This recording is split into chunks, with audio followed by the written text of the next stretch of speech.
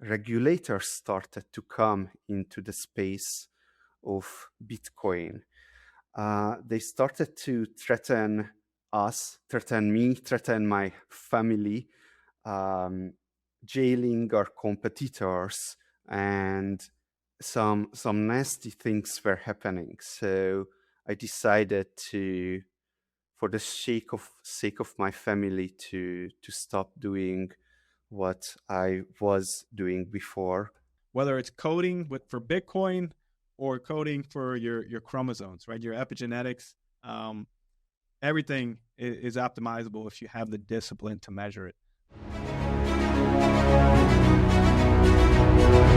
What if I told you that the same mindset that builds championship teams also builds an extraordinary life? The same discipline that drives elite performance to greatness is the discipline that unlocks a longer, stronger, and more resilient future. This is where peak health meets peak performance, where we explore the science of longevity and the mindset of greatness. Because your legacy isn't just what you leave behind, it's what you show up with every single day. This is the Legacy and Longevity Podcast. I'm Zach Dancel, your host. Welcome back to the Legacy and Longevity Podcast. Today, we're talking about the ultimate form of freedom, which is sovereignty. Most people think of freedom as something that's given. But I'm a firm believer that nothing is ever just given. It is earned. It is engineered. It is structured ultimately to be rewarding for what you're willing to put in. And my guest today, Adam Ficsor, he built Wasabi Wallet to give people sovereignty over their own money. And now he's launched the Longevity World Cup to give people sovereignty over their time. Adam, welcome to the show.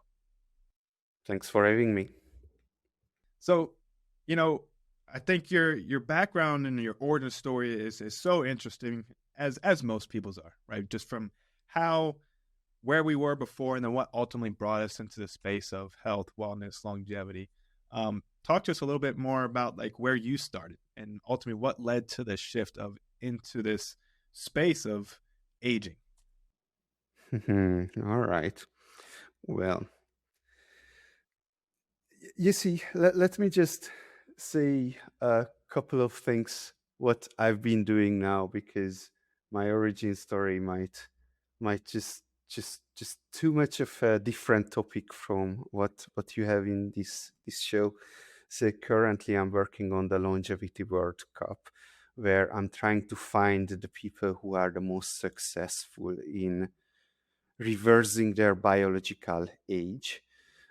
And I got into this whole field by a complete change of career, because I was previously a privacy researcher, a software developer, and I wrote a software that a lot of people ended up using.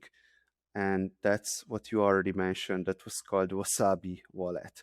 And that was and still is the only way how you can use Bitcoin anonymously, privately. And this was a huge revolution at the time. And we did very well for a very long time working on that software, created a larger company around it. Later on, as regulators started to come into the space of Bitcoin, they started to threaten us, threaten me, threaten my family, jailing our competitors, and some nasty things were happening. So I decided to, for the sake of my family, to stop doing what I was doing before and move on to something else, preferably to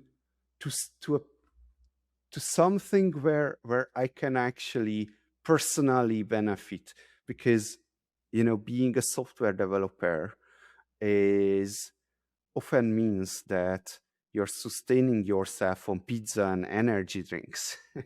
Yeah. So Wasabi Wallet, just so I'm hearing you properly, Wasabi Wallet is the technology that is utilized to on all of Bitcoin to protect your privacy. Yes, if you want to use Bitcoin anonymously in a private way, then you have to use Wasabi Wallet. That's correct. Wow. So at a time where, to your point, right, like where Bitcoin is so large and so still new to the world and unregulated, and people are trying to find a way to regulate it, obviously came with some unwanted obstacles, right, that you had to face with you and your family, which ultimately led you to this longevity space, like you said, where you could also benefit from the work that you're putting in, which is ultimately now the Longevity World Cup. Talk to us a little bit more. What exactly is the Longevity World Cup? Oh yeah, so it was. Yeah, are you familiar with Brian Johnson? So he had a problem that people called him crazy. Well, he pretty much um, this problem is kind of not a bug for him, but a feature, because then he can make headlines and get attention with that. But ultimately, it was a problem for him, because it's like, hey, why are you going to sleep at 8 p.m. At night? You're not a sport person. You're you're not you don't want to run a marathon or anything. You're just a fringe longevity guy, right? So he he started to think about himself that, oh wait, if I call myself a longevity athlete or a rejuvenation athlete, then people are going to accept my choice of going to sleep in time, right? Because it's not acceptable to go to sleep in time and not go to party instead. So he started the Rejuvenation Olympics. And I've been also pretty big on a philosophy of games at the time, and I realized that, oh wow, this concept can be so much bigger than he made it out to be. So Brian and a company called True Diagnostics started the Rejuvenation Olympics, but it's just random names, and they didn't really do anything with that. So no one know, okay, so who are those people who are like doing well on the Rejuvenation Olympics? And then I decided that, okay, well, I'm gonna find those people and interview those people. And that's how I ended up into the entire space, uh, and kind of forming the entire space by myself at first, and now with a community of people. So that's the that's how the Longevity World Cup, our own competition, has been born. No, I think that's to your point, where like they thought Brian Johnson is his fringe, but then he called himself a longevity athlete. And one of the things that I consider myself, and I call myself a corporate athlete, right? Oh, Yes, what's I that? have a corporate athlete, right? So my full time job is to in the corporation, in the space of running a business, right? But I still consider myself an athlete because of my background, right? So I'm training every single day. How I prepare is to show up every single day to my corporate job like it's a game day, right? Like I was when I was playing competitive football, right? We'd have practice every single day of the week and then games on Saturday. You know, Obviously there's part of the process of putting that work and preparation during the week to then be able to perform at your best on Saturday. In the corporate world, game day is every day, right? There is no practice, right? Every day you show up is a game. So it's important that we prepare our bodies, we nourish it with the proper nutrition, we exercise, we sleep, so that every single day I can show up at 100% like it's game day, like when I was a competitive athlete, but now into my new profession, right? So I didn't change. I didn't stop being a professional, right? Um, my fields changed of where I operated and how I executed. One from a football field now to meetings and boardrooms, but I still consider myself as an athlete always, because I think the way that athletes prepare and take care of themselves is far superior than anybody else, right? Because their job is to take care of their bodies so well that they can perform better than anybody in the whole world come game day, right? Whether it's speed, strength, quickness, whatever that might be. So that's why I love this concept that you created around the Longevity World Cup, right? The science of gamification. As a former, football player myself, I know if you want someone to perform, right, you make it a competition, right? You know, competition, Create a at least scoreboard. exactly. You need a scoreboard, right? And you turn the aging in, ultimately you're turning aging into a sport, right? Where, we're focusing on data and blood work that doesn't lie on something that is so impactful to the future of humanity, right? When, our repopulation rate is not no longer at a surplus, right? We're declining, right? We're no longer producing enough to continue for the population to grow, which is an issue. And obviously, healthcare isn't getting better right now. There's things that are starting to turn the curve.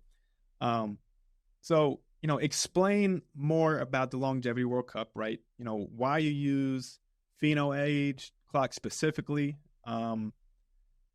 and how are you using Bitcoin? I saw to incentivize people. So, huh, yeah, that's okay. Um, well, we started talking about games a little bit, and interestingly, uh, my favorite game philosopher, T.C. Nguyen, he wrote a book about games, and then he mentioned that his favorite board game designer said at one point that the heart of every game that he creates is the scoreboard, is the leaderboard. And then my favorite um, game philosopher wrote a new book that's called The Score. Check it out; it's great. Um, but anyhow, a point is that if we set up a scoreboard, then that actually hijacks people's motivation towards achieving better and better scores. And in the in the longevity field, we have a score that scientists are working on, and that score is the absolute bottleneck of longevity science, because somehow we have to decide. This is the main problem that we have. We have to be able to learn which intervention works and which does not. And we want a single number, a single score that we can score that on that intervention, because this intervention might do some things, but it also do other things. But what's the big score that scientists are working on and ever improving? That's called the biological age. All right. So the way a biological age was first conceptualized was that Steve Horvath, well, he wasn't the first, but he was the most prominent one. He figured that in specific epigenetic markers, he can actually tell how old you are without actually knowing how old you are, um, based on epigenetic markers. So that created an entire revolution of biological age. Now, the field progressed towards from now we don't actually care about how old you are. We don't actually care about how your score correlates to your to chronological age, because there are unhealthy 18 years olds, right? So what we actually care about if people are dying, so how risky it is for you to die, and from those risk scores we back calculate expected chronological age, biological age. Yeah. Um, right. If a 18-year-old, average 18-year-olds, um, risk is 0.5, and an average 60-year-old is 0.8, then if your risk score becomes 0.5, then we are going to say that you're 18 years old biologically, because your chances of dying is as high as an 18-year-old person chances of dying is. So this is the current state of biological aging clocks from a conceptual level. And then there was another shift. Well, I'm not sure it's a shift, but there is this contention between, or debate between, what should we use for to create these biological aging clocks. So there is epigenetic data, but that's very, very new.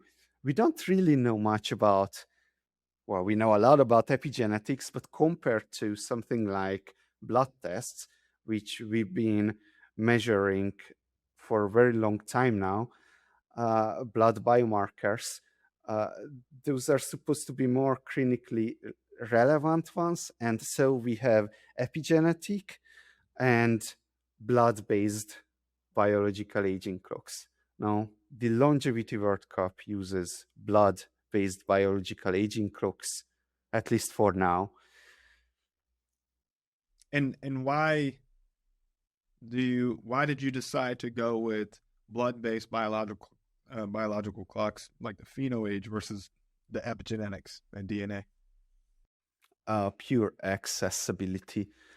I wanted people to be able to join the Longevity World Cup even if they have done a blood test for completely different reasons previously. Perhaps in the future it's going to be epigenetics. I don't know. We'll see. Yeah, I mean, there's so much evolving, but to your point, and the same reason why we decided to utilize the phenoage at Nava was because the accessibility, right? Like everyone comes to us and is doing lab work, right? And we're at least every single time they do lab work, we're getting a new set of biomarkers that our panels always contain the markers that are part of the phenoage, right? So every single time they're doing labs with us, whether that's every 3 months, 4 months, 6 months, we're able to calculate a new score, right? And most of the time they're working with the providers to put in, together new interventions, new implementations, changing the diet, how we're sleeping, how we're working out, nutraceuticals, IVs, hormones, whatever it might be, right? So that we can actually track the progress in between each intervention. The epigenetics, one, to your point, right, the accessibility, not everyone's doing that, right? You're not doing that every single time that you have some sort of intervention. But we the could, blood and work, it's like, actually it's gonna be a huge revolution. And let me throw this in because it gets me really excited. So when you do a blood work, you need like a lot of blood to do, I don't know, something like 50 biomarkers. For epigenetic, you need a single finger prick, and you can see like a million different biomarkers. Unfortunately, we cannot interpret them, but in the future we will be able to. And then imagine, just from a single finger prick, I can do a finger prick every third day. Okay, maybe every week. Every week I can do a finger prick and then get a lot more data than a blood test would give me. So I think that will really change everything, right? That will be crazy. in terms of the number of things we'll be able to test for, and to your point, the accessibility, at that point, it would be much easier. But my question is how accurate can a blood prick be versus, a true serum test? Yeah. So I have tested a lot of epigenetic clocks, and I have tested epigenetic clocks the best. the the most well regarded ones, and once I tested them in a way that I used from the same finger pricks, so the same blood, I sent in two results, and then they give me different results, right? Like how can I get back different results when it was the same blood? You know? Okay. On the other hand, um, 2 years ago, yeah, I think, or maybe a year ago, 1.5 year ago, I went to Prospera. Prospera is a city state, is a new libertarian city state in Honduras, Roatan, and there, um, I didn't. I wanted to get people on the longevity World Cup, but the clinic that was set up went through somewhat of a power crisis, and I was like, I need the blood tests, I need a fucking blood test. So I kind of took over the clinic for that few months and run the clinic. Doctors were reporting for me and stuff, uh, and and then I saw that because I got a lot of people's blood tested, so uh, there are I noticed so many problems with those blood tests as well. So after everyone had like really high ALP, alkaline phosphatase, I'm like, okay, there is just no way this is happening. So had to get correct results, we had to do like some people got 4 tests in 4 different weeks, right? Because the laboratory always messed up the results. So I don't know how much it had to do with the fact that Roatan and Honduras is a third world country, right? And in fact, their hospital has burned down, so they set up like a makeshift hospital. So it wasn't the highest standard, but still, like from traditional blood tests, you can still get really unreliable data, unfortunately. But they probably win against epigenetics right now. Yeah. So which of the epigenetics tests did you find to be the top quality gold standard? I think there isn't a debate about it. Well, actually, there is. So, True Diagnostic is the largest epigenetic company. They are the ones who are doing the Needham pace. Now, there is also Grimage, which is which was created by Stephen Horvath. Horvath test the first epigenetic aging clocks. It was an evolution into Grim age, and Grim age supposed to be correlating with all-cause mortality better than True Diagnostics, the Needham pace. Now, True Diagnostic is it gives you the most data. So it's not just going to give you a biological pace of aging and a biological aging clock. It actually gives you like a shitload of results, like a lab test would give you. So that's great. Now I found that unreliable in a sense that when I was talking about the same finger prick test that was True Diagnostic that messed it up. On the other hand, the Grimage, which is the other highly respected biological aging clock from epigenetics, their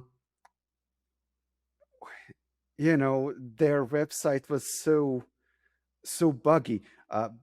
They had multiple websites. I wasn't sure which direction to go, and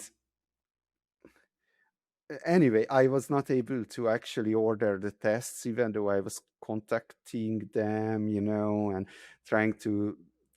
So the point is that epigenetic tests are not quite top standards. Perhaps True Diagnostic could be considered useful right now. Yeah, the revolution might. That's the Yeah. So that's you the think frontier. eventually epigenetics, because of so much information that you can get from a single prick, eventually it'll be gold standard. But right now, you still are a firm believer, based off of your data and your results, that serum blood tests are still the gold standard at this moment. Yes, definitely. Yeah. So one of the things that you've mentioned for the Longevity World Cup is that age is an advantage in your league. Walk us through like what that logic means, right? Obviously someone who might be 60, 70 years old has, in my just opinion, before you go into it, like has more room to reverse their biological age, right? Like just like someone who might be overweight versus someone who's not has the ability to lose more weight, right? So walk us through your logic in terms of what age is an advantage. Oh, that is exactly it. What you just said. That if you are 86 years old, then you have 86 years to reverse, right? No, there is a nuance to it that pheno age and Bort's age, that's the two that we are using right now, they have biology chronological age as an input. And this means if your biomarkers stay the same in pheno age, let's say, and you age 1 year, then your biological age will be 1 year older, roughly 1 year older. So it still gives you somewhat of an edge if you're older, but it doesn't give you as much as it should be giving you, right? So next year I'm going to definitely move into a I'm going to bring a biological aging clock that doesn't use age as an input, because that's kind of cheating and messes up things. Yeah, I was gonna say, like, how do you balance the scale? Because that right, if you truly want it to be a competitive game, where no matter the age, right, there's a point where it there's a baseline for everybody, no matter what age, so that even though someone might be much older than me, we still have the ability to compete for the ultimate longevity World Cup, right? That way you don't have to guess. I guess, how do you do it today? Do you break it up by age brackets, or is it everybody is part of the whole thing? Oh, yeah. So, right, there are age brackets, but I would say it is by design I'm not doing that. Because if you think about it, you want to target a market that is underserved. So every sport in the world, the younger you are, well, you peak around 27 to 35 in every sport, and then you're gonna get worse and worse and worse and worse, right? But there is no sport in the world where the older you are, the better you can get, the more chances you have of winning. And I think that's a niche that I would like to occupy here, right? Before we continue, I want to share something deeply personal, the real reason my family started Nava Health. Over a decade ago, my mom was on her deathbed. Her organs were failing, and the doctors told us there was nothing they could do except keep her comfortable. In that moment, everything changed. We realized traditional medicine had limits, especially when it came to proactive and preventative root cause medicine built for long term health span and lifespan.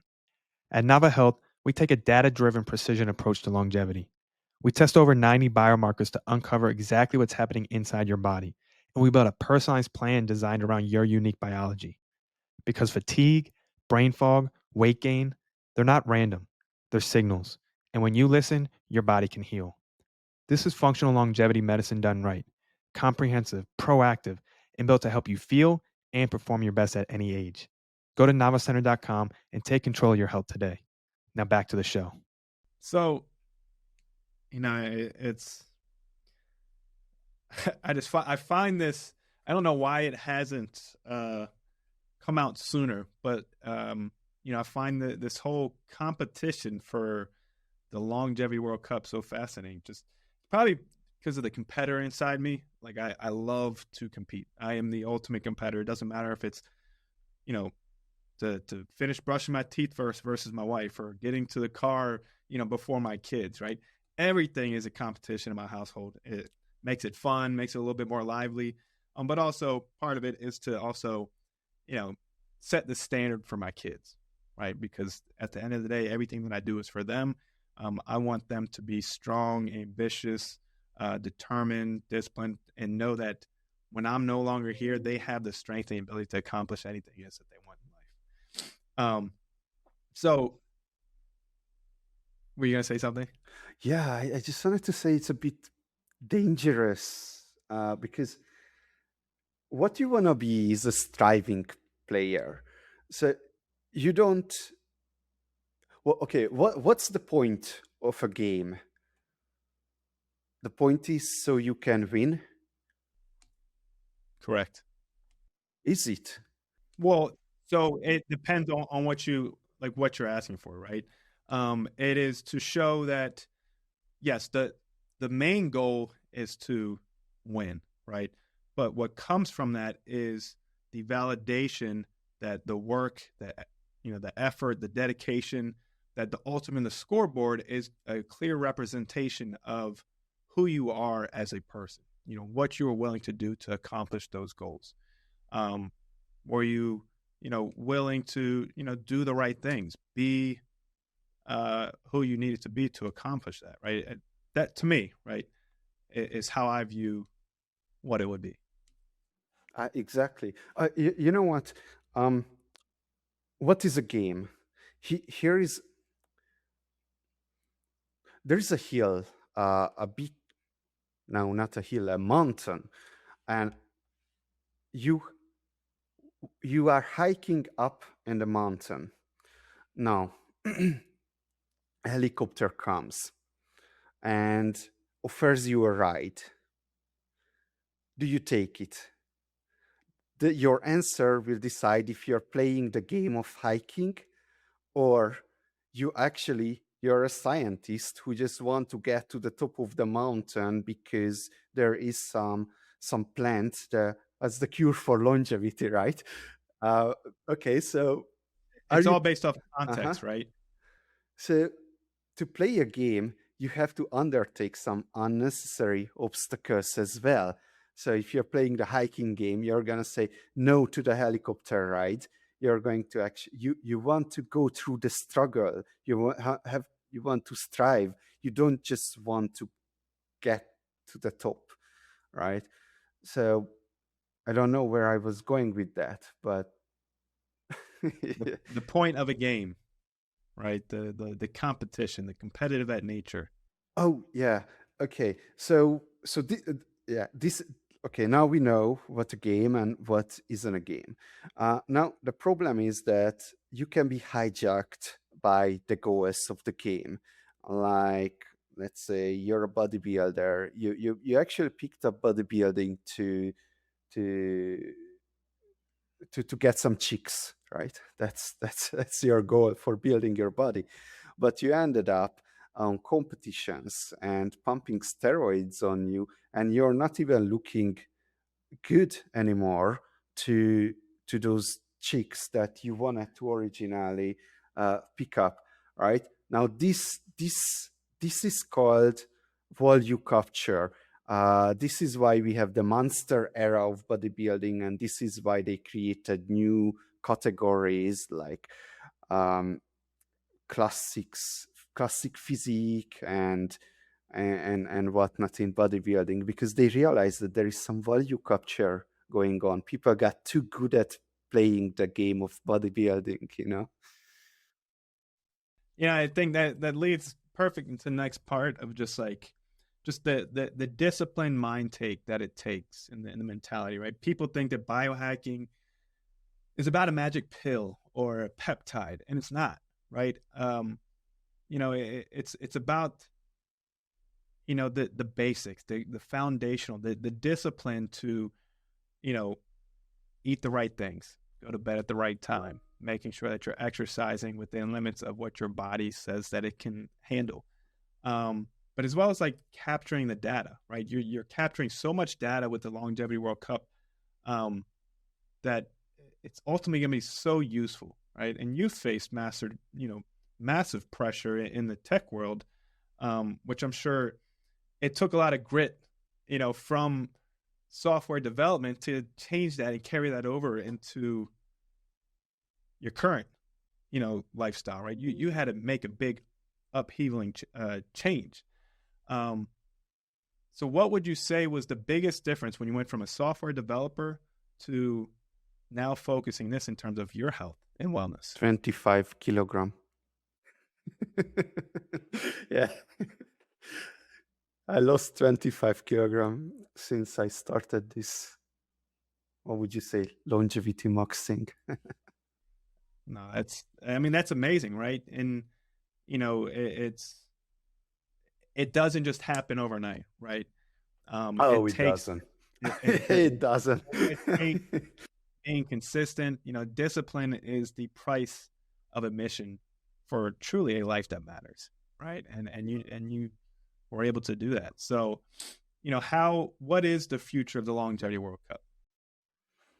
All right. So, well, there are a lot of things I have in mind.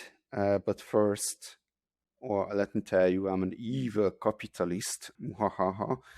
um, I have to make it profitable so it can self-sustain itself, because uh, my savings will run out soon enough. you know, after that happens, we can do many things. Right now, it's a scoreboard, it's a website, it's a leaderboard on a website, right? But still, there is no sport without spectators. So somehow we have to be able to observe these people when they are on top of their game. And there are many ideas. And one idea that I really like is to bring the top 10 people together every year, close them into a biohacker house, and do all kind with cameras everywhere, and do every kind of measurement that you can do on them, and make that year's longevity champion on that on that World Cup finals. So that would make things really interesting, I think, bringing it into real world.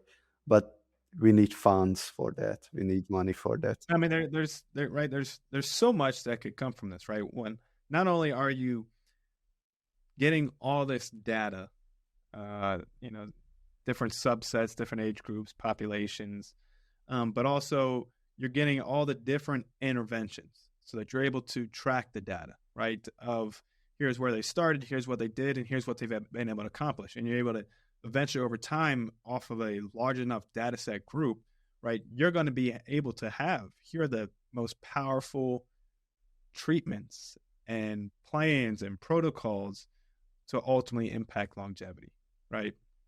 But then, Yeah. to your point, right there, the spectator piece, right?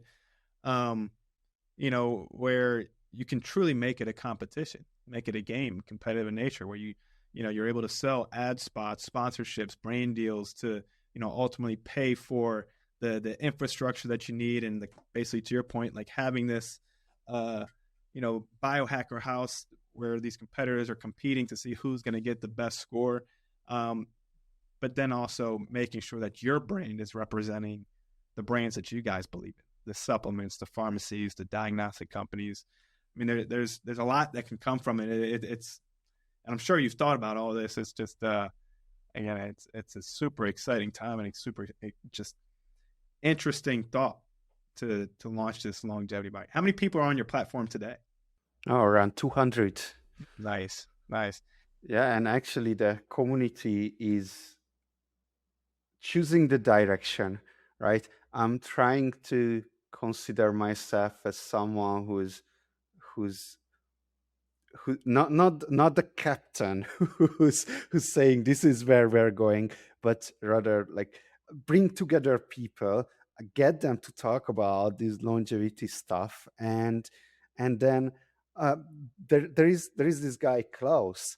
He's a random software developer, and unfortunately he doesn't like to software develop with AI, so probably he's going to be left behind, but he's a great guy. And he just decided to create a merchandise shop around the longevity World Cup. So that's great, awesome. So now he will have his own little side business, and everyone is happy. Yeah. So the community is the main thing here. get Yeah, there. no, and that's huge, right? Community, in my eyes, is the most overlooked foundational pillar when it comes to longevity, right? Everyone knows nutrition plays a part. Everyone knows exercise. Everyone knows sleep. Everyone knows stress management. Um, Everyone talks about those four pillars, right? And I agree with those four pillars are foundational.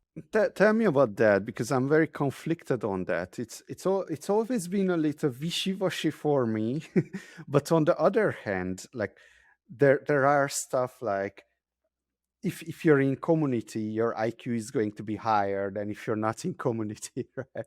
Right? If you're Yeah, I trying mean, to do it's everything alone. community, right? It doesn't have to be a large community. Community could be your whatever your support system is. Well, how do you tell if it's optimal? Is if your community is optimal, if your social life is optimal? I would take it as, do you have someone that is there to listen to you? Do you have someone that's there to help support you, that's going to hold you accountable on the things that you should be held accountable, right? You know, whether it's you start slacking off on workouts or you start slacking off on your diet, who's able to, point out, hey, remember we said we were going to do this together, right? Let's get back to that, right? Holding, each other accountable for what we said we wanted to do. So I don't think it's based off of who has more friends than others, right? So it's strong connections instead of weak connections. Right? The sense of purpose and belonging, right? I don't have 100 friends, but I can tell you I have 5 that I would die for, and I know that they would die for me. And to me, having them and my family, that's all I need. It doesn't matter. Like, even with them, I will take over the world, right? That's how I feel when I'm with them, right? Like, that's the sense of belonging and purpose, and just the lengths that I'd be willing to go for my close knit community. It's very powerful. For me, it's I know, like, this is where I belong, right? I get that feeling from my community.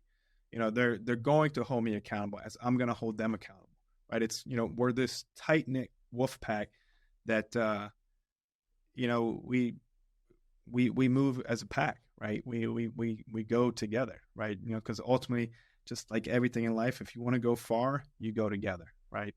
Versus if you want to go fast, you go alone. But it's I'm trying to go far, right? Not just with my job, but my health, right? I'm trying to be here as long as possible, to be here for my community, my kids, my friends, because I truly enjoy every waking minute that I have with them. That's where I feel I belong and where I get the most joy and happiness is when I'm with them. Yeah, that's beautiful, man. That's beautiful. Yeah, no, I had this realization this weekend when I was talking to someone, just how great of a community I do have, and I I want everybody to have that type of feeling, to where I can't fail, right? Because I know that they're going to be there to support me no matter what, right? It's just one of those things where you have that connection, and it's just when you have that, right? Why not go for it all? Right? Like, why not every single day wake up and go chase after your wildest dreams that you ever thought possible, right? To truly accomplish and ultimately become who you say you are, right? What you're destined to, right? And even if you don't get there, just the act of doing so says everything that someone needs to know about you, right? Is that you are willing to go after what you believed in, which you're doing, right? You completely changed your career lifestyle, right? From something completely different into a space that I'm not sure how much you knew about, right? But it's definitely not the same, right? Bitcoin, software development and Wasabi Wallet to longevity medicine, helping people, helping create this community, which you're doing, right? You are forming this community, right? That is a part of the answer of longevity, right? Because now the group that you have, right, they're coming together, talking about what they're doing, how they're improving this, how they're doing that, right? And it's better enhancing everyone else's results. And not just the results, but obviously the healthier people are, the more life that they're going to have, right? So the more time that they're going to be able to spend with their friends and their loved ones, right? Think about that, right? Like what you're doing, right? The impact that you're having on not just the 200 people that are part of your community, but the ripple effect that comes from the impact that is happening in that community that goes out to the thousands and thousands of other people that are impacted, for those people who are on your site, that are trying to be healthier, that are trying to be better, that are trying to improve themselves every day, helping that community to also improve, right? Now it's helping their spouses, their friends, their families, and it just trickles down into this ripple effect that it's ultimately changing the lives of thousands and thousands of people, even though you have 200 people on your platform right now that ultimately is changing lives, right? That's community. That's impact. You know, the people who are really good in the sport of longevity, let's say Mike Lustgarten, who has a YouTube channel, who's talking about all kinds of biomarkers there. He won the Longevity World Cup in the first season last year. Or Dave Pascoe, who is 63 years old and looks like someone's 33 years old. He's become known because he was doing very well in the rejuvenation Olympics. So what I found is that these people are like really nice, just well put together and really really nice people. So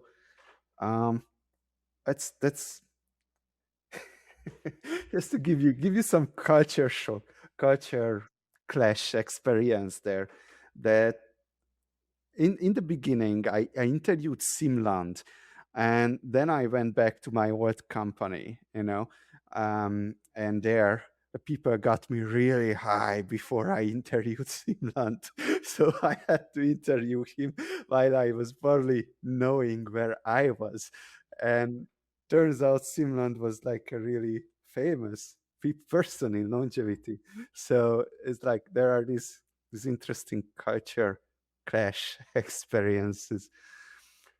No, it really is. I mean, it's ultimately because I think it's people that want to improve, want to get better, want better outcomes and health, right? Like it's hard to be a bad person and want those things, right? Because ultimately you're trying to improve every single day, right? Like you're trying to get better, right? Not just be better, but get better for yourself, right? Like just continuous improvement, self improvement that, this culture creates and develops, which I think the world could use a lot more of, right? I think there's a lot of negativity. I think there needs to be more positivity, right? The power of the mind, the manifestation, right? The ability to tell yourself that you're going to do something, you go out and do it. Just having that optimism mindset, I think the world needs more of. And when we have that, right, there are better outcomes. There are better results. Like when I tell myself I'm going to live to 150, right, I'm already helping myself and mentally preparing, just, subconsciously make decisions on a daily basis. That's going to help me strive to get closer and closer to that number every single day. So I do think that the longevity community, to your point, right, most people are nice, right? It's different, right? It's a good place right now. I have a question for you. It's going to be a mix of both worlds.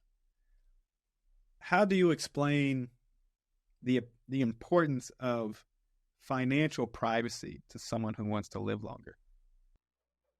How much money do you have? Don't answer that question. Yeah, I'm not going to answer that. So, but now that we established the importance of financial privacy, you see, because how uncomfortable did it make you that I asked you that question, right?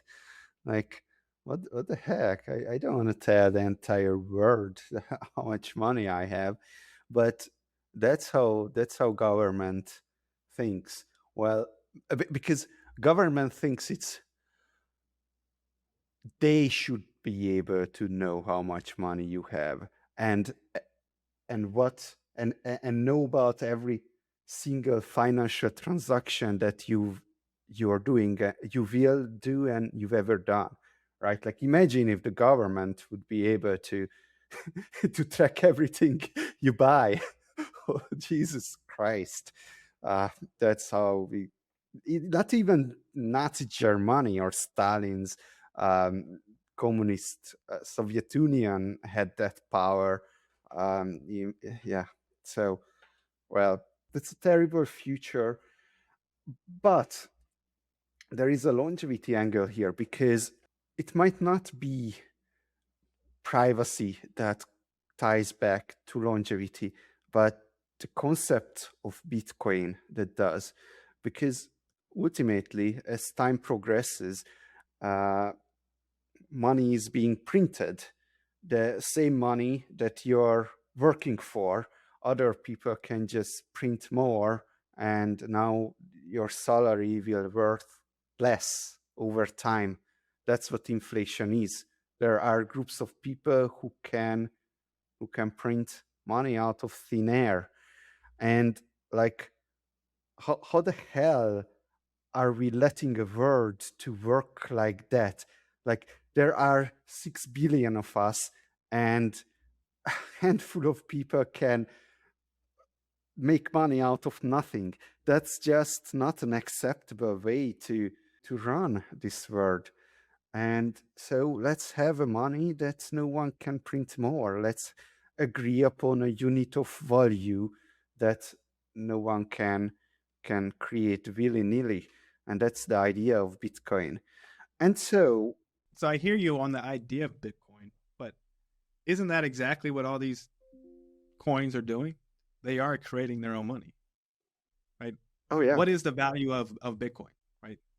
yeah. Actually, there's a economic theory about that. Oh, these other coins are creating their own money. Now, you see, um, doesn't matter. What's interesting here, or what's my point of view, is that Bitcoin has been created. So in networking, there is a known, it's not a folk wisdom, but there is a known fact or observation that a new system will only take over the previous system if it at least one, but ideally more, orders of magnitude better than the previous system. Now, if you think about the fiat system, what we have today with the US dollar and Hungarian forint and whatnot, these are the money that other people can print more. Now, Bitcoin came around, and it was a money that other people cannot print more. Now, this is orders of magnitude improvements on the previous system. However, if you're looking at altcoins like Litecoin, have changed the mining algorithm of Bitcoin a little bit and introduced some kind of confidential transactions, stuff like that. Like, they all does some improvements on top of Bitcoin, but it eventually doesn't add up to an order of magnitude improvement to to Bitcoin. So that's why I suspect there is this whole religion of Bitcoin maximalism, and my best friends are Bitcoin maximalists, but um, I I am a Bitcoin rationalist. Let's say that I believe Bitcoin is going to be the future, because I don't see any other alternative coins. Those are are are adding an order of magnitude or more value to what Bitcoin already has. So I think the networking theory is going to play out in Bitcoin's favor. So that's what I'm betting my future on, right? Yeah, that whole space, obviously, I mean, that's a whole episode in itself. So I do have some rapid fire questions to close out the show. So ready when you are. Excellent. I'm a notoriously slow thinker, so What's the best advice you have ever heard or received? what's true is already so. Owning up to it doesn't make it worse. That's powerful. I like that. What's the biggest problem in the world right now that you're trying to solve? Either money or longevity. When it's all said and done, what do you want your legacy to be remembered by? I never thought about that. Yeah, I don't know. It's you see, reputation is an interesting thing. It's an interesting thing because it's a function of other people. So you are not in control of your reputation. So I guess whatever other people want to remember me by. What would you say that you're doing today is that you feel is going to make an impact on the world? Making a sport out of longevity has an untapped potential of propelling longevity science further than other methods. Those already been tried before. Yeah, I agree. I agree. Well, Adam, this was definitely probably my most. I'm new to podcasting. I only started in April, but this was probably my most, in my opinion, fascinating show that I've done thus far. Just with your background, your expertise into the whole longevity World Cup. I think it's again, I love competition. I am a fierce competitor. So I just want to say, thanks for coming on the show and showing us that whether it's coding for Bitcoin or coding for your chromosomes, right? Your epigenetics, everything is optimizable if you have the discipline to measure it, what you're doing with the Longevity World Cup. So to the listeners, stop being a passenger in your own body, earn your sovereignty. We'll see you next time.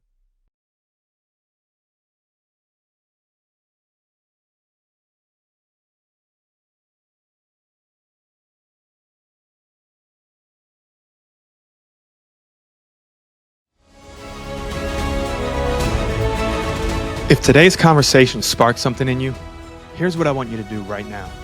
Pick one strategy, one insight, one small action you heard today, and commit to it this week.